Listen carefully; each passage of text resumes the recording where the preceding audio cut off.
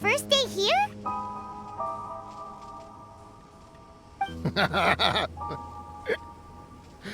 Everyone's gone crazy. Everyone should get out of here. Well, they'll never wake up. But I was right, my precious. You are invincible. Precious? What's his precious? A miracle machine. Definitely not impossible. I think he's referring to that machine. What a drunkard. Oh, goodness. The smell of alcohol. Mein Fräulein, please allow me to fan the fumes away with my wings. Oh, excellent. Please, fan them away from me, too. Certainly. I've checked the surroundings, but there's no one else here. Isn't that strange? The Fatui is a big organization, but he's the only one left at this camp. What's more, we didn't even see him the last time we were here. Even the larger gentleman from the first time is missing. I think they must be hiding somewhere. As for why they may be hiding, I'm afraid we'll have to ask him. But he's as drunk as tone-deaf Bard. Should we wait for him to sober up? Cleanse him with the holy spring of punishment. Mein Fräulein means to splash him with water. Ooh, sounds like a good idea. Let's try.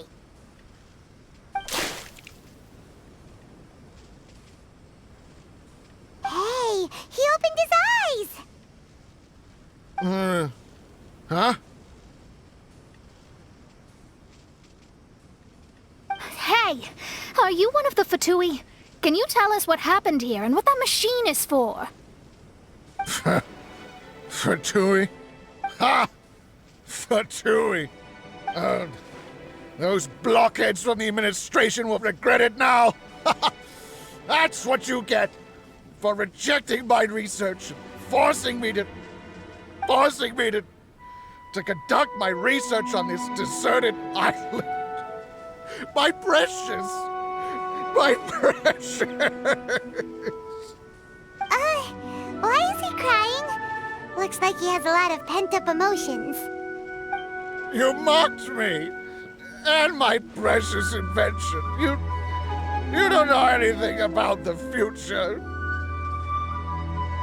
Only my invention can help us conquer the world! Idiots! Such idiots! Ow! Don't hit me! I won't blow up the lab again. I'm sorry. I didn't mean to. This man's gone insane. There's no way we can communicate with him.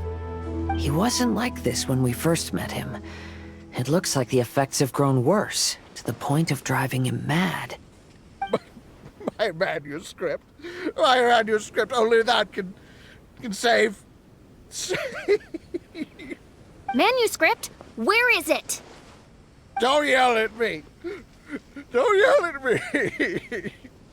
Fischl, don't yell at him. Then I'll... Let me try. Kind sir, look at me. Now, tell me, where did you hide your manuscript? No, don't force me to write a report. Go away. He's completely lost in his own imagination. Allow me. Please excuse me.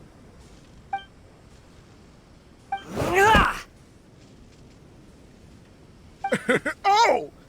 My butt! My brain is finally starting to work again. It's not a mushy mess anymore. Can you tell me where you put the manuscript? The manuscript is in the crack over there. Finally. Otherwise, I was gonna have to blast some of my loudest rock and roll in his ears. Kazuha hesitated for a long time before making a move. He's so nice. Everyone, let's search the stone cracks nearby for the manuscript.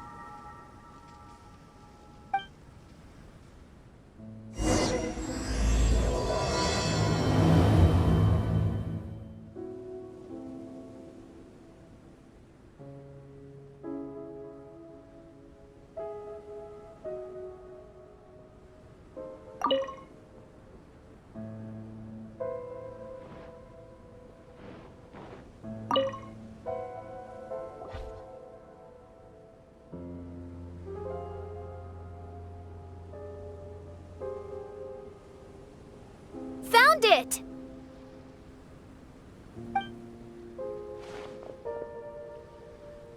Congratulations! We found the key to solving the problem. Let me see.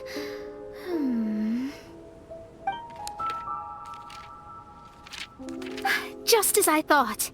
This machinery, named cognitive mimicry, is capable of altering the state of people's brains.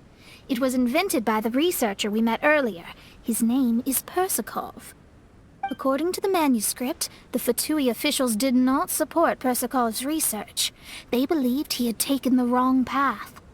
But Persakov insisted on putting his machine to use.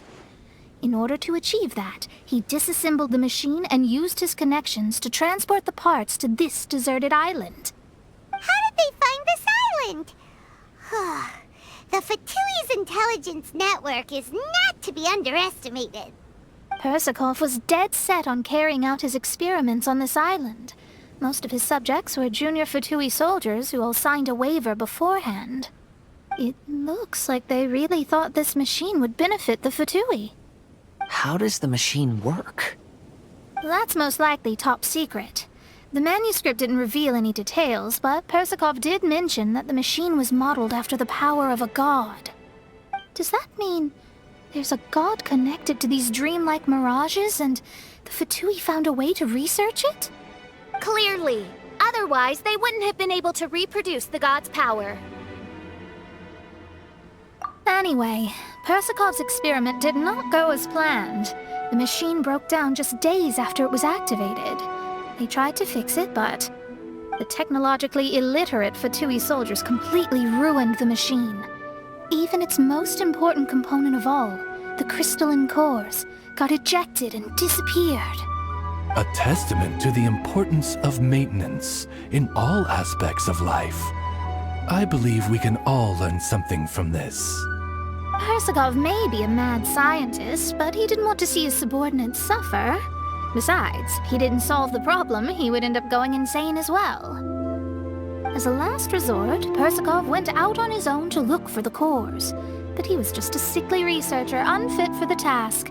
He had to give up.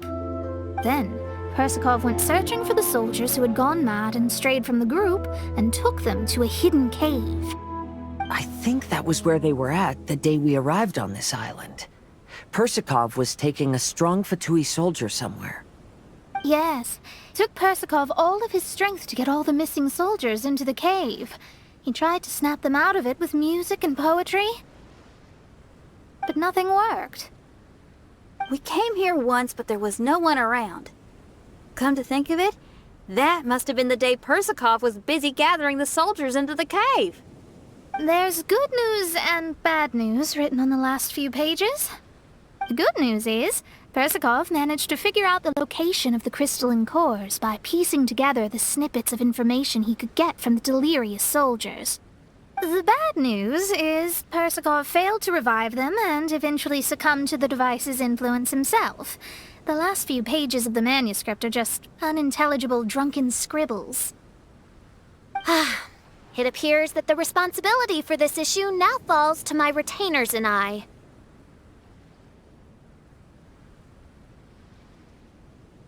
There's a map in the manuscript. The markings should indicate the locations of the crystalline cores.